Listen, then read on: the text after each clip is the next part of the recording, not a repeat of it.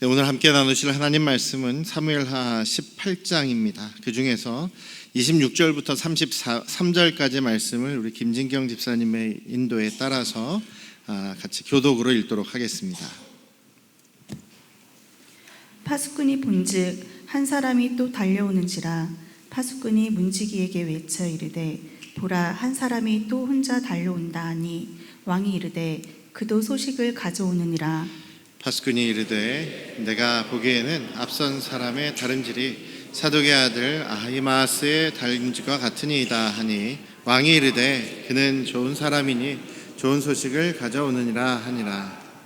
아히마아스가 외쳐 왕께 이르되 아뢰되 평강하옵소서 하고 왕 앞에서 얼굴을 땅에 대고 절하며 이르되 왕이 하나님 여호와를 찬양하리로소이다.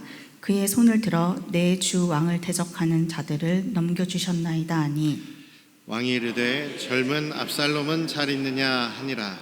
아히마아스가 대답하되 요압이 왕의 종 나를 보낼 때에 크게 소동하는 것을 보았사오나 무슨 일인지 알지 못하였나이다 하니 왕이 이르되 물러나 거기 서 있으라 하매 물러나서 서 있더라. 구스 사람이 이르러 말하되 내 주 왕께 아랠 소식이 있나이다. 여호와께서 오늘 왕을 대적하던 모든 원수를 갚으셨나이다 하니 왕이 구스 사람에게 묻되 젊은 압살롬은 잘 있느냐. 구스 사람이 대답하되 내 주 왕의 원수와 일어나서 왕을 대적하는 자들은 다 그 청년과 같이 되기를 원하나이다 하니 왕의 마음이 심히 아파 문 위층으로 올라가서 우니라. 그가 올라갈 때 말하기를 내 아들 압살롬아, 내 아들 압살롬아, 차라리 내가 너를 대신하여 죽었다면 압살롬 내 아들아 하였더라. 아멘. 할렐루야. 오늘도 우리 아버지 하나님의 크신 은혜와 그 크신 사랑이 또 여러분과 여러분 가정에 충만하시기를 주님의 이름으로 축원합니다. 광고가 하나가 빠진 게 있더라고요. 오늘 이따가 이제 예배 후에 이제 식사하실 때 수박이 뗍니다. 우리 조현주 권사님께서 그 전반기 성경 읽기로 받은 상금으로 수박을 사서 여러분들 대접하신다고 합니다. 잘 먹겠습니다. 우리 한번 감사의 박수 한번 하시죠. 감사합니다. 그 서양적인 생각은요, 좀 서양은 좀 개인, 나를 좀 강조하는 경향이 있습니다. 개인주의적인 경향이 굉장히 강합니다. 나를 사랑하고 내가 우선이고 내가 먼저고 뭐 이런 생각들이 많이 있어요. 그래서 그런 생각들이 좀 그 신앙에도 좀 기독교 신앙에도 좀 영향을 끼쳐서 그게 잘못하면 이제 이기주의로 나만 잘 되면 돼라는 이기주의로 빠지는 위험이 많습니다.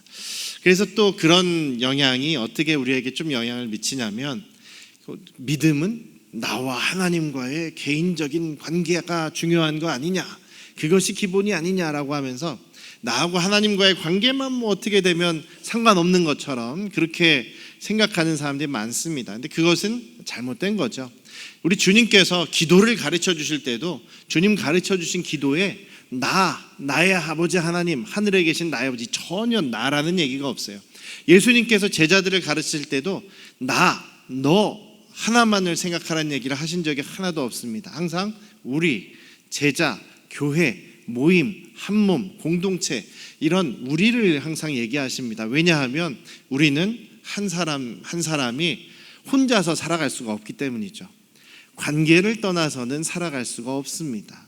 우리 하나님도 우리와 관계를 맺어 가시고 또 그 관계가 바로 믿음의 그 신앙의 가장 기본이고 어떻게 보면 전부라고 해도 과언이 아닌 것이죠. 그래서 항상 계명에도요, 하나님의 계명에도 하나님을 사랑하고 이웃을 사랑하라. 하나님과 이웃, 그것이 뭐 따로 가는 것이 아니라, 독립된 것이 아니라 함께 가는 것이라고 말씀을 합니다. 그래서 주변에 볼 때에 참 신앙생활도 오래 하시고 참 믿음이 좋은 분인 것 같은데도 인간관계를 참 못하세요. 항상 그분이 있으면 그분이 있는 모임이 잘 안 돼요. 항상 분란이 일어나고 다툼이 일어나고 미움이 생기고 이런 것들이 벌어지는데, 그래서 그런 분들도 그렇게 생각하죠. 어차피 이 세상엔 나 혼자 있는 거, 외로운 거, 빨리 나는 하나님만 천국 빨리 가서 천국에서 빨리 살아야지, 빨리 하나님 나라 갔으면 좋겠다, 이런 말씀을 하시는 분들이 있는데 그것도 좀 어떻게 보면 절반, 50점밖에는 되지 않습니다. 왜냐하면 우리가 예수님을 우리의 주님으로 영접하고 모시면 그때부터 하나님이 다스리시는 하나님의 나라 안에 들어오는 거거든요. 그래서 우리 죽어서 천국 가는 게 우리의 신앙의 목적이 아니라 예수님과 함께 동행하는 이 땅에서의 삶도 굉장히 중요하다는 겁니다. 왜냐하면 우리가 요즘 100세 시대라 그래서 오래 살지 않습니까? 이 살아가는, 물론 이제 영원한 하나님 나라에 비교하면 굉장히 짧은 시간이긴 합니다만, 이때도 우리는 다음 우리의 영원한 생을 준비하고 연습하는 기간으로서 너무나 중요하죠. 근데 이 중요한 삶을 살아가면서 우리의 삶의 행복을 좌우하는 그런 결정하는 요소 중에 가장 큰 것이 관계입니다. 부부와의 관계, 부부 간의 관계가 좋아야 좀 행복하지 않습니까? 부모 자녀와의 관계가 원만하고 따뜻하고 친밀해야지 행복하지 않습니까? 또 이웃 간의 관계가 또 원만하고 좋아야 행복하지 않습니까? 교회에서도 서로 우리 믿음의 가족이라고 하는데 서로 사이가 좋고 서로 따뜻한 친밀한 관계에 있어야 더 행복을 누리게 되지 않느냐 이거죠. 성경에 보면, 그러니까 우리가 성경에는 그런 모든 것이 하나님의 은혜고 모든 것이 하나님께서 주관하신다라고 하는 하나님의 주권을 강조하기도 합니다만, 우리의 삶 속에서 순간순간 우리가 어떤 선택을 하느냐가 또 굉장히 중요하다고 성경에 분명히 기록이 되어 있어요. 모세가 이스라엘 백성들을 모아놓고 꼭 너희들 가나안 땅에 들어가거든 잘 선택을 해야 한다. 너희의 앞에는 생명으로 가는 길, 또 축복의 길, 행복한 길이 있기도 하고 또 저주의 길, 멸망의 길, 그리고 심판의 길이 놓여 있기도 하다. 그것 중에서 너희들은 생명을, 축복을, 행복을 선택하라라고 말씀하고 계십니다. 그래서 우리가 믿음으로 사는 것하고 우리의 삶 속에서 서로의 관계 속에서 행복을 누리는 것하고 이 별개로 생각하지 않았으면 좋겠어요. 그래서 우리가 하나님을 사랑하고 이웃을 사랑하는 그 관점에서 우리는 하나님과도 행복을 나눌 수 있고 또 우리가 이웃과의 관계에서도, 다른 사람과의 관계에서도 행복을 누릴 수 있다라는 것이죠. 그래서 그 행복의 길도 우리 주님께서 또 말씀해 주셨습니다. 예수님께서 이 땅에 오신 것은 내 양들로 또 행복하게 하고 또 하늘의 복으로 충만케 더 풍성하게 하려는 것이다라는 말씀도 있는 것처럼, 주님께서는 우리가 행복하기를 원하시죠. 예수님께서 우리가 불행하기를 원하시겠습니까? 항상 고난과 박해와 또 신음과 질병과 괴로움 속에서 살다가 나중에 죽어서 천국 가서 거기서만 잘 살아라, 이런 마음이 아닌 것이죠. 우리 주님께서는 항상 우리가 이 땅에서도 행복하게 주님께 영광 돌리면서 늘 감사하면서 늘 기뻐하면서 살기를 원하신다라는 것입니다. 시편에 보면 항상 하나님께 감사하라, 주 안에서 기뻐하라, 이런 내용이 많은 것이죠. 우리가 믿음으로 산다고 하시는 분들 중에도 우리 삶을 지금 행복하십니까? 물어보면 저 별로 행복하지 않은 것 같아요, 이런 얘기들을 하시는 경우가 많습니다. 그래서 왜냐하면 그런 행복을 내가 못 느끼는 원인 중에 중요한 원인이 내 관계에 문제가 있어서, 자녀하고 가족하고 형제 자매들과 혹은 이웃들과의, 또한 교회 안에서 성도님들과의 관계에 뭔가 문제가 있기 때문에 그런 경우들을 많이 느낀다는 거죠. 그래서 지금 관계에 대한 이야기를 지금 계속해서 좀 나누고 있습니다만, 관계를 생각하시면서 여러분 가장 중요한 거는, 저도 그런 생각을 하려고 노력합니다. 나중에 뒤늦게 후회하지 말자. 관계에 있어서도 나중에 후회하지 않는 그런 삶을 살자라는 생각을 많이 해봅니다. 지금 사진을 한 장 보시면서 시작을 할 텐데요. 제가 영화를 찾아보고, 영화를 좋아하는데 드라마도 가끔 보고 하는데, 그런 영화의 장면, 드라마의 장면을 좀 캡처를 해가지고 올렸어요. 이쪽 왼쪽에 있는 거는 그 암살이라고 하는 2015년에 개봉했던 암살이라는 영화입니다. 독립운동하던, 일제시대에 이제 독립운동을 하던 그런 상황 속에서 이정재 씨가 맡은 역할이 뭐였냐면, 한국 사람인데 우리 같은 민족인데 일본의 앞잡이에요. 일본 스파이예요. 그래서 자기 신분을 속이고 독립군 쪽에, 임시정부 쪽에 들어가서 거기서 신임을 받고 거기서 막 일을 합니다. 그런데 그 사람이 결정적인 때에 일본에게 다 밀고를 하는 거예요. 이번에 무슨 독립운동을 이런 거를 하는데 거기에 이런 사람이 주도적으로 할 거다. 그래서 사진이랑 이름이랑 다 알려주고 결국 그래서 그 독립운동 하는 사람이 딱 그 독립운동 시도하려고 할 때 하기도 전에 어디서 찾아왔는지 일본군들에게 붙잡혀가지고 모진 고문을 당하고 죽음을 당하기도 하는 이런 일들이 벌어져요. 나중에 그게 드러납니다. 그런데 광복이 돼요. 우리나라가 해방이 돼요. 해방이 됐는데도 일본에 밀정을 하던 스파이였던 자기 독립운동하던 동지들을 팔아넘겼던 그 사람은 또 잘 먹고 잘 사는 거예요. 그래서 저기 이제 두 사람이 복수를 하기 위해서 그 사람을 찾아가지고 이제 죽이기 직전에 물어봅니다. 너무 궁금해서 물어봅니다. 여주인공이 물어봅니다. 도대체 왜 동지들을 팔았느냐? 왜 동지들을 일본에게 팔아넘겼느냐? 이렇게 물어봅니다. 그랬더니 이정재가 명장면을 얘기하죠. 그랬더니 뭐라고 얘기하냐면 몰랐으니까 우리나라가 해방될지 몰랐으니까 알았으면 그렇게 했겠냐? 이렇게 얘기하면서 후회합니다. 내가 몰라서 그렇게 한 거야. 나 알았으면 우리 동지들 안 팔았어. 나 해방될 줄 몰랐어. 기대도 안 했어. 라는 얘기를 하고 결국은 후회 속에서 죽음을 당합니다. 그게 이제 하나예요. 그리고 이제 하나는 드라마의 한 장면인데 갯마을 차차차라는 드라마예요. 재밌습니다. 한번 나중에 보세요. 거기에 이제 한 시골, 그 바닷가 시골에 한 어머니가 계세요. 나이가 많으신 어머니예요. 평생을 자식들 뒷바라지하고 자식 잘 되라고 희생하면서 살아오셨습니다. 아주 힘든 일을 다 마다하지 않고 열심히 하셨어요. 오징어 말리는 일, 오징어 손질하는 일, 그런 것부터 시작해가지고 힘든 일을 하면서 자식을 키웠습니다. 그 아들이 잘 자라서 좋은 학교에 들어가고 또 서울에서 좋은 직장도, 회계사 좋은 직장을 얻어서 성공을 합니다. 그럼에도 여전히 어머니는 자식들밖에 없죠. 아들, 손주 걱정밖에 없습니다. 또 그리고 계속 자주 얼굴 보고 싶어요. 만나고 싶어요. 그런데 이 아들은 바쁘다는 핑계로 또 어떻게 보면 약간 귀찮다는 핑계로 잘 내려가지도 않습니다. 부모님 서울에 얼굴 보러 올라오겠다는데 올라오지 말라고 막 그러고 부끄러워합니다. 귀찮아합니다. 그러다가 노환으로 좀 갑자기 돌아가세요. 돌아가시고 난 다음에 이제 장례를 치르러 이제 시골에 집에 내려옵니다.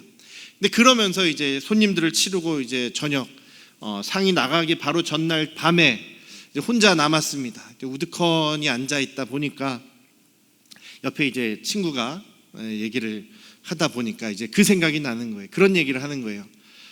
나는 진짜 우리 어머니 얼굴도 잘 기억이 안 나. 왜냐하면 자주 안 봤으니까요. 자주 내려오지도 않고 올라오시면 귀찮아하고 그러면서 하는 얘기가 나는 어머니가 나랑 오래 함께 하실 줄 알았어. 아직 더 오래오래 사실 줄 알았어. 내가 어머니가 이렇게 갑자기 가실 줄은 몰랐어. 그러면서 그럴 줄 알았으면 내가 이렇게 살지는 않았을 거야 라고 얘기를 하면서 후회를 합니다. 그러면서 눈물이 펑 터져 나오는 그 장면, 오열하는 장면이 이제 나오게 되는 거죠. 둘의 공통점은 뭐냐면 후회하는 거예요. 후회가 많은 모습입니다. 내가 독립이 올 줄 알았으면 내가 우리 동지들을 팔아넘겼겠냐? 난 지금 너무 후회한다. 내가 어머니가 이렇게 빨리 돌아가실 줄 알았으면 내가 이렇게 살았겠냐? 라고 하면서 후회하는데 이미 때는 늦었죠. 뒤늦은, 너무나 늦어버린 후회의 모습입니다. 그런데 그 후회의 모습이 오늘 저희가 읽은 이 본문인 사무엘하의 다윗의 모습도 그런 모습입니다. 뒤늦게 후회하는 모습인 거죠. 얘기는 여러분들 잘 아시다시피 간단한 내용입니다. 자기 아들이 반란을 일으켜요. 자기 아들이 반란을 일으키고 자기를 배반하고 이제 자기를 죽이려고 막 세력을 모아서 공격을 해옵니다. 그래서 이 아버지인 다윗 왕은 너무나 갑작스러운 상황에 놀라기도 하고 충격을 받기도 하고 그래서 어쨌든 신하들이 피하자고 하니까 제대로 정리도 못하고 그냥 몸만 도망쳐 나옵니다. 요단강을 건너서 요단강 동편에서 이제 마음을 추스리기도 하고 또 그 신하들이 또 자기들의 군대도 추스리게 됩니다. 그래서 반란군하고 완전히 이제 본격적인 전쟁을 벌이게 되는 것이죠. 그래서 다윗 왕의 신하들, 워낙에 이제 다윗 왕의 신하들은 용맹한 장군들도 워낙에 많았기 때문에 급조된 그 반란군하고는 상대가 안 되죠. 그래서 다윗 왕의 군대가 반란군을 이겨버립니다. 크게 승리를 거둡니다. 그리고 반란군에 압살롬을 따라왔던 다른 이스라엘의 다른 지파 사람들이 다 이제 뿔뿔이 도망을 치게 돼요. 그런 과정에 압살롬이 잡히게 되죠. 다윗이 분명히 그 전쟁을 하기 전에, 싸움을 하기 전에 자기 신하들에게 간곡하게 부탁을 합니다. 내 아들 압살롬은 제발 좀 죽이지 말아달라. 물론 반란군의 수장이긴 하지만 제발 죽이지 말아다오라고 이렇게 부탁을 합니다. 그런데 이제 거기에는 또 이제 정치 구단으로서 자기의 이제 앞길만을 생각하고 있던 좀 약간 능그렁이 같은 이 요압이 자기 앞에 입지를 생각해서 자기가 직접 죽여버립니다. 왕의 명령을 무시하고 죽여버립니다. 그래서 지금 이 전쟁에서, 반란군과의 전쟁에서 승리했습니다라는 소식을 전하는 사람이 있고, 또 거기에 이제 압살롬도 죽었습니다라는 소식을 전하는 전령들이 와서 이제 다윗에게 얘기하는 그런 장면이 오늘 얘기예요. 근데 반란군에게 승리했으니 이제 다윗은 다시 왕이 될 수가 있습니다. 그리고 반란군을 제압했으니 어떻게 보면 다윗에게 있어서는 뭐 좋은 일임에도 불구하고 다윗은 슬퍼하죠. 슬퍼하는 정도가 아니라 완전히 통곡을 하고 오열을 합니다. 아까 그 드라마의 사진처럼 통곡하는 모습, 몸을 가누지도 못할 정도로 통곡하는 모습이 다윗의 모습입니다. 왜 그랬겠습니까? 당연하죠. 자기 아들이 죽었기 때문이죠. 자기를 대항해서 반란을 일으키긴 했지만 자기 아들이 죽은 것에 이 아버지는 지금 슬퍼하고 있습니다. 너무나 슬프게 울고 있습니다. 단지 아들의 죽음 때문만이 아닙니다. 또 한 가지 이유는 자기가 생각해 보면 이 아들이 반란을 일으키고 자기를 공격하고 자기를 죽이려고 한 이 사실도 충격적인 것인데, 곰곰이 생각해 보면 이 아들이 반란을 일으킨 이유가 자기 때문인 거예요. 내가 잘했었더라면, 내가 이 아들을 좀 더 봐줬더라면, 내가 아들에게 좀 더 관심을 가져줬더라면, 네 아들의 마음을 내가 받아줬더라면 하는 그 후회 때문에, 그 후회가 너무나 막심하게 밀려 들어와서 다윗은 거기서 통곡하고 오열할 수밖에 없는 것이죠. 다윗의 삶을 보면 하나님께서 평가하시기에도 그 밧세바를 범하는 그런 사건, 그리고 그것 때문에 우리야, 그 밧세바의 남편인 충신 우리야를 죽이는 그 범죄를 제외하고는 그래도 하나님 보실 때에 다윗만큼 그렇게 하나님을 잘 섬기고 또 하나님의 말씀을 잘 순종했던 사람도 없다라고 이야기를 합니다. 그러니까 하나님 보실 때 다윗은 정말 좋은, 그래도 사람들 중에서는 좋은 평가를 받은 사람이에요. 그럼에도 불구하고 다윗의 인생을 보면 이 밧세바 사건부터 해서 계속 내리막길입니다. 계속 내리막길이에요. 자기 아들이 반란을 일으킴과 동시에 그 다음부터 계속 사람들이 반란을 일으키고 자기를 미워하고 죽이려고 하고 하는 일마다 별로 행복과 평안함이 없습니다. 또 마음에 분노가 생겼어요. 자기 아들을 죽게 만들고 자기를 힘들게 했던 사람들, 자기를 미워하고 손가락질한 사람들에 대한 분노가 계속 남아있어요. 그래서 죽기 전에 자기 아들 솔로몬, 이제 왕이 될 솔로몬에게 유언을 내리지 않습니까? 저 요압을 그냥 살려두지 말아라. 저 시므이를 절대로 그냥 살려두지 말아라. 죽어가면서 죽음을 앞두고 다 용서하고 다 풀어주고 가도 좋을 텐데, 자기 아들에게 그런 유언을 내림으로 인해서 그 아들 솔로몬도 약간 정말 좀 그 믿음의 길에서 약간 나중에 벗어나게 되는 원인이 또 되는 모습도 있지 않을까라는 그 유언을 생각해 봅니다. 야곱의 그 이야기를 우리가 알고 있죠. 이집트의 바로왕 앞에서 이제 야곱이 섰습니다. 바로왕이 물어봅니다. 당신 올해 어르신은 나이가 얼마나 되십니까? 예, 제가 나이가 이렇습니다. 제 조상들에 비하면은 얼마 살지 않았습니다. 그렇지만 참 험난한 인생, 참 참 힘든 인생을 살았다고 생각합니다. 이렇게 얘기하는 장면이 있죠. 그런데 여러분, 그 야곱의 인생의 이야기를 이렇게 쭉 보시면 하나님께서 야곱을 그냥 괴롭히고 고통당하게 하고 힘들게 하고 했다기보다는 자기가 사람들을 믿지 못하고 자기가 사람들을 속이면서 자기의 이익을 얻으려고 하다가 자기가 선택한 문제로 그렇게 어려움을 당하고 힘든 일을 당하는 경우가 더 많은 거죠. 다윗 같은 경우도 그렇습니다. 자기의 잘못된 성향 때문에, 잘못된 관계의 모습 때문에 지금 고통을 당하고 힘든 일을, 불행한 일을 당하는 모습이 크다라는 것이죠. 아들이, 이 압살롬이 정말 아버지를 죽이려고 할 정도로 반란을 일으키게 된 원인이 무엇이었다고 생각하십니까? 그냥 우리는 다윗은 뭐 믿음의 사람, 뭐 좋은 사람이니까 다윗은 무조건 잘하고 압살롬은 다윗에게, 그 하나님의 사람에게 반기를 들고 반역했으니 무조건 나쁜 사람, 이렇게 볼 수가 없어요. 성경을 이렇게 쭉 보시면, 이 앞부분을 보시면 분명히 다윗에게 책임이 있습니다. 아들이 아버지를 죽기 살기로 이렇게 반란을 일으킨 데에 아버지가 원인을 제공했다는 거예요. 무엇이냐면 이 아버지 다윗은 자녀들에게 좀 무관심한 사람이었습니다. 잘잘못을 가려주지 않아요. 이것이 옳은 것이다, 이것이 하나님의 법이다 가르쳐주지 않습니다. 성경에 보면 하나님께서 뭐라고 말씀하시냐면 너희 자녀들을 계속 잘 가르쳐라. 하나님의 말씀을 잘 가르쳐서 무엇이 옳은 길인지 잘 선택해서 가게 해라. 너희들은 정말 하나님을 사랑하도록, 생명처럼 사랑하도록 자식들을 계속 가르쳐라. 이렇게 신명기에 말씀하고 있어요. 그런데 이 아들, 어떤 일이 일어납니까? 다윗에게 어떤 일이 일어나냐면 큰 아들 암논이 이 셋째인 압살롬의 이제 누이를 배다른 형제예요. 근데 강제로 범합니다. 강제로 성폭행을 해버립니다. 그래서 다윗이 그 소리를 들었어요. 그 소식을 들었을 때 너무나 화가 납니다. 그런 천연공로할 짓을 했다고 화를 내요. 근데 그리고 나서 아무 일도 없습니다. 이 아들을 불러다가 막 매를 때리면서 네가 어떻게 그런 죄를 저지를 수 있느냐, 뭐 이렇게 했다든지, 아니면 압살롬을 불러다가, 다말을 불러다가 아유야 너 참 힘든 일을 당했구나, 아유 좀 괜찮다, 내가 있다, 이렇게 위로를 해주거나 하지 않습니다. 아무런 말도 안 하고 아무런 잘잘못도 가려주지 않습니다.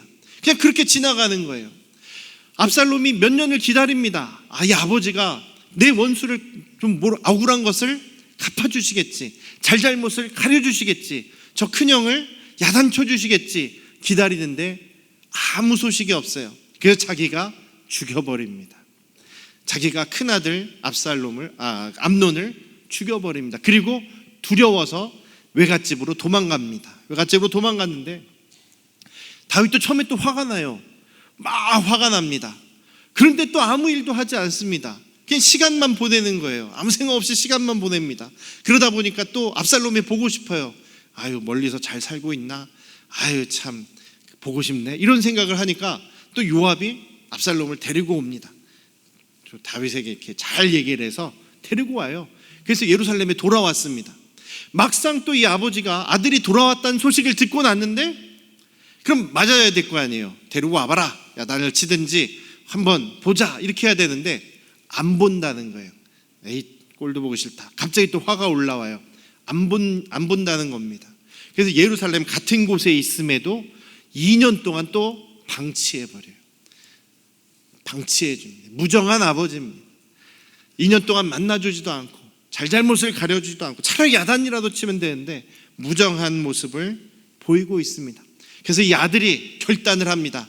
내가 아버지께 죽으면 죽고 아니면 용서를 받을 수 있으면 용서를 받으면 좋겠다라고 해서 어떻게 또 방법을 써서 아버지를 만나게 됩니다. 결국은 만나게 돼요.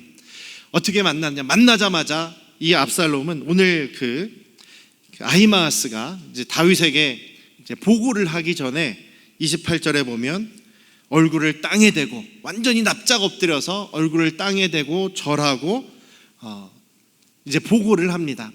그 얼굴을 땅에 납작 엎드리고 얼굴을 땅에 댈 정도로 그 완전히 엎드려진 그 상황은 무슨 상황이냐면 내가 당신의 종입니다. 저는 당신에게 완전히 순종하고 복종하는 종입니다 라는 표현을 하는 거예요. 이 압살롬이 아버지를 만날 때 이렇게 똑같이 합니다. 얼굴을 완전히 땅에다 대고 그리고 완전히 납작 엎드려서 아버지께 인사를 합니다. 그러니까 왕자와 왕의 또 아버지와 아들의 모습이 아닌 당신 나의 주인이십니다. 난 종입니다. 어떠한 처분도 달게 받겠습니다 라는 그런 의미로 아버지를 만납니다. 근데 이 아버지가 맞아주고 입맞춤의 인사를 하는데 그 입맞춤의 인사를 한 다음에 바로 그 다음 장면에서 돌아서 나오자마자 바로 압살롬은 반란을 일으키기로 결정을 하게 됩니다. 아버지에 대한 조금의 일말의 이제 가능성을 잃어버린 그런 모습이 된 거죠. 아버지에 대해서 완전히 정이 떨어져 버린 모습입니다. 왜 그랬겠습니까? 정말 자기는 죽이면 죽여주십시오라고 인사를 했는데 아버지가 차갑게 너무나 냉정하게 자기를 봐주는 그 모습 때문일 것입니다. 여러분들도 보면 알잖아요. 인사를 했습니다. 친해지고 싶습니다 하는데 상대방의 표정을 보면 대충 알지 않습니까? 저 사람이 나를 좋아하는구나, 저 사람이 나를 무시하는구나, 저 사람이 나를 미워하는구나. 얼굴 보면 다 나와 있고 말을 해보면 다 나와 있죠. 그런데 이 차가운 아버지는 야단을 치지도 않고 그렇다고 해서 용서하지도 않는 거예요. 그러니까 이 압살롬이 거기에서 완전히 아버지에 대한 마음을 돌려버립니다. 그리고 이제 죽기 살기의 원수가 돼버리고 반란을 일으키게 되죠. 반란을 일으켰으니까 일단 압살롬의 잘못이 크죠. 압살롬의 죄가 큽니다. 왕에게 반란을 일으켰으니 죄가 큽니다. 그렇다고 압살롬만 잘못했다라고 말할 수가 없어요. 왜냐하면 아버지가 그런 모습이었기 때문이죠. 그래서 서로에게 문제가 있는 모습, 그런 모습 때문에 서로 불행한 길을 가게 되는 그런 모습입니다. 우리 자녀들도 잘해야 됩니다. 우리 부모님도 잘하셔야 돼요. 부모님도 후회를 남기시면 안 되죠. 자녀들도 마찬가지로 후회를 남기시면 안 되고, 교회 안에서도 우리가 믿음의 가정으로서 후회를, 이 관계에 있어서 후회를 남기면 안 된다라고 저는 그렇게 생각합니다. 그러니까 이 압살롬이 죽었다는 얘기를 들었을 때 압살롬을 죽이지 말라고 한 것도 자기가 마음에 찔리거든요. 내가 더 잘했으면 얘가 나를 배신하고 반란을 일으키지 않았을 텐데라는 후회가 밀려옵니다. 벌써. 그래서 장군들에게 제발 좀 살려달라고 한 건데 결국 장군들이 죽여버려서 그 화해의 때 또 용서의 기회를 놓치게 되죠. 그래서 이 다윗의 슬픔과 눈물과 오열은 이제 너무나 늦어버린 것에 대한, 기회를 놓쳐버린 것에 대한 후회의 눈물이었다라는 것입니다. 너무나 뒤늦었죠. 우리는 그런 후회를 남기는 관계가 되지 않으시기를 주님의 이름으로 축원합니다. 아까도 말씀드렸듯이 신앙생활 잘 하시고 믿음이 있다라고 하시는 분들도 관계에 있어서 잘 못하시는 경우가 많습니다. 우리 주님께서 분명히 말씀 속에서, 여러 말씀 속에서 우리가 관계 속에서 행복을 누리는 길을 알려주셨습니다. 무엇보다도 옳고 그름의 문제는 하나님의 말씀의 관점에서 분명하게 우리가 갖고 있어야 되는 것이죠. 말씀을 기준으로 해서 분명한 우리의 기준이, 옳고 그름에 대한 기준이 있어야 합니다. 그리고 그것을 잘 가르치고 잘 나눠야 되는 것이죠. 그럼에도 불구하고 중요한 것은 사랑이 있어야 되고 서로 관심을 가져야 되고 또 서로 용서하는 관용의 마음이 있어야 되는 것이죠. 빌립보서 4장에서도 우리가 기뻐하기 위해서는, 주 안에서 항상 기뻐하기 위해서는 서로를 용서하는 관용이 먼저 나와야 된다라는 말씀을 주십니다. 오늘 말씀을 여러분들이 생각해 보시면서요, 우리에게도 행복의 길 혹은 괴로움과 고난, 슬픔의 길이 놓여져 있습니다. 어떤 것을 선택하시겠습니까? 우리는 말씀을 붙잡고 사랑하며 관심을 가지며 또 용서하는 그런 모습으로 행복의 길을 선택해 가시기를 주님의 이름으로 축원합니다. 옆에 계신 분들 손 한번 붙잡고 행복의 길을 선택하십시다 이렇게 한번 얘기하십시다. 행복의 길을 선택하십시다. 주 안에서 행복을 누리시기를 주님의 이름으로 축원합니다. 기도하겠습니다. 아버지 하나님, 우리 안양 성도교회 가족들은 그 관계 속에서 늘 행복을 누리기를 원합니다. 성령께서 도와주시옵소서. 왜냐하면 우리 사람들은 완전하고 온전한 사람들이 아무도 없기 때문입니다. 우리 예수님만이, 또 우리 아버지 하나님만이 후회가 없으시고 또한 다 이루었다고 만족하실 수 있는 분이심을 우리가 믿습니다. 우리는 항상 후회할 수밖에 없고 우리는 돌아보면 항상 부족한 것뿐이지만, 그럼에도 불구하고 주님께서 맺어주신 이 관계들 속에서 서로 용서하며 서로 사랑하며 서로를 관심을 갖고 돌보는 가운데, 물론 주님의 말씀의 분명한 기준 안에서 우리가 서로를 가족으로, 하늘 가족으로서 행복을 누리도록 인도하여 주시옵소서. 감사드리며 예수님의 이름으로 기도드렸사옵나이다. 아멘.